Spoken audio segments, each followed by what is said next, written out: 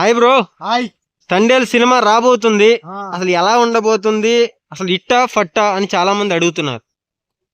ఏం లేదు బ్రో, తండేల్ గురించి ఒక్కటే మాట, మామూలుగా ఉండదు. నిజంగా చెప్తున్నా, మొన్ననే మా ఫ్రెండ్ కి జైలు నుంచి వచ్చింది బేలు. మన ముందుకు February 7th వచ్చేస్తుంది భయ్యా తండేలు. మామూలుగా అంటే మామూలుగా ఉండదు భయ్యా. నాగ చైతన్య గారికి నిజంగా చెప్తున్నా, మరో పుష్ప అవ్వబోతుంది భయ్యా తండేల్ సినిమా.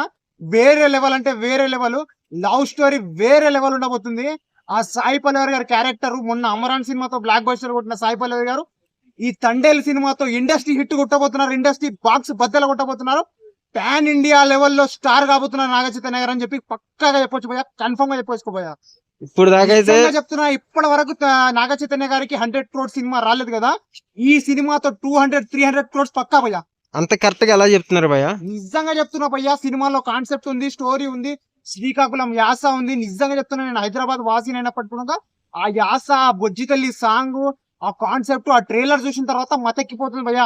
ఎప్పుడు థియేటర్ లో చూస్తాం, ఎప్పుడు ఫస్ట్ డే ఫస్ట్ షో చూస్తాం అనిపిస్తుంది నాకైతే.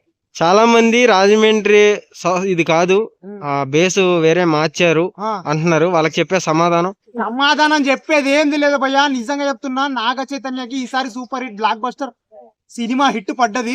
తండేల్ సినిమాతో హిట్ పడినట్టే. ఇంతవరకు ఫ్లాప్ వచ్చినాయి కదా, ఈ సినిమాతో హిట్ కంబ్యాక్ ఇచ్చి పడేస్తాడు. అక్కినేని ఫ్యామిలీకి ఇంకా తిరుగుండదు ఈ సినిమా తర్వాత నేను అనుకుంటున్నా భయ్యా. సాయి పల్లవి యాక్టింగ్ ఎలా చేసింది దాంట్లో? సాయి పల్లవి గారు ఆస్కార్ లెవెల్ యాక్టింగ్ చేస్తారు సార్. దాని గురించి మీరు చెప్పాల్సిన అవసరం లేదు, నన్ను అడగాల్సిన అవసరం లేదు. సాయి పల్లవి ఫ్యాన్స్ కొడతారు మళ్ళీ. కొడతారా?